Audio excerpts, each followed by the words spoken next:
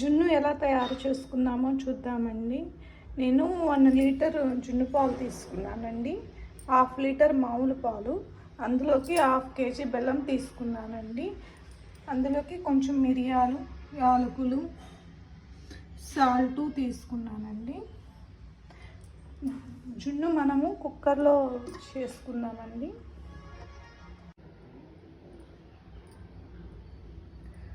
బెల్లము మెత్తగా నలగొట్టుకుంటున్నానండి పాలలో కలపడానికి. ముక్కలు లేకుండా బాగా గుజ్జులాగా అయ్యేటట్టు బెల్లం బాగా మెత్తగా చేసుకోవాలి.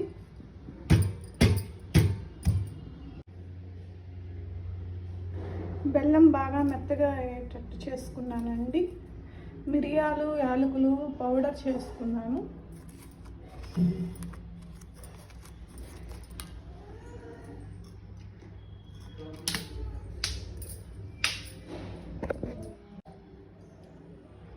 జున్ను పాలు పోస్తున్నానండి.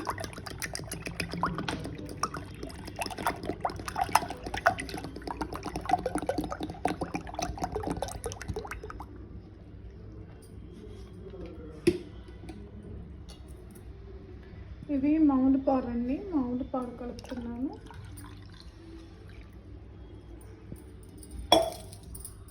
ఒక స్పూన్ మిరియాలు, యాలకులు పౌడర్ కలుపుతున్నానండి.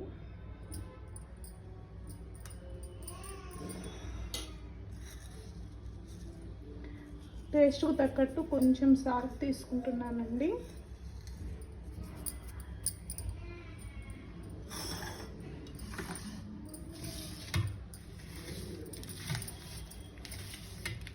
మనం మెత్తగా చేసుకున్న బెల్లము ఇందులో కలుపుతున్నానండి పాలలో.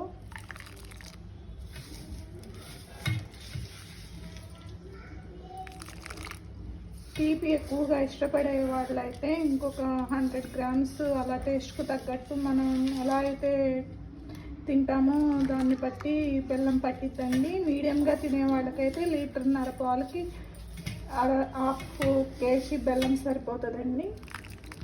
కొంచెం ఎక్కువ తినే వాళ్ళైతే టేస్ట్కి తగ్గట్టు ఒక 100 గ్రామ్స్ అలా కలుపుకోవచ్చండి.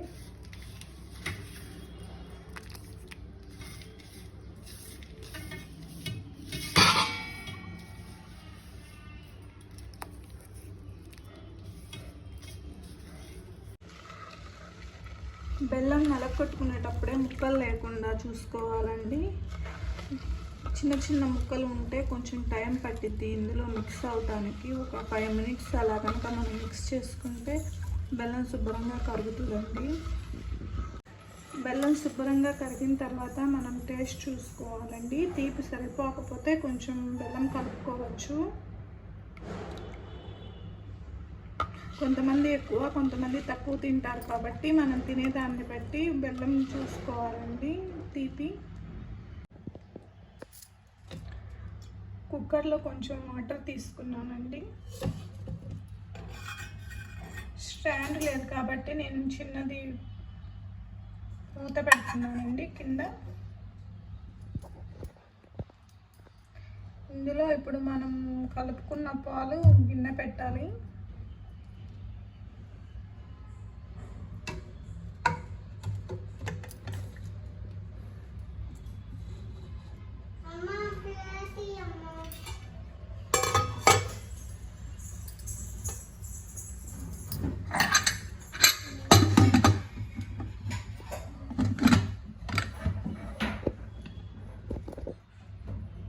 స్టవ్ వెలిగించి పెట్టానండి. మీడియంలో 2 విజిల్స్ వస్తే సరిపోతుంది.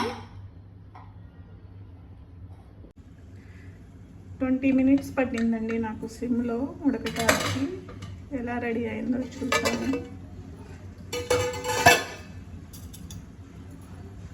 వేడి వేడి జున్ను రెడీ అయిందండి.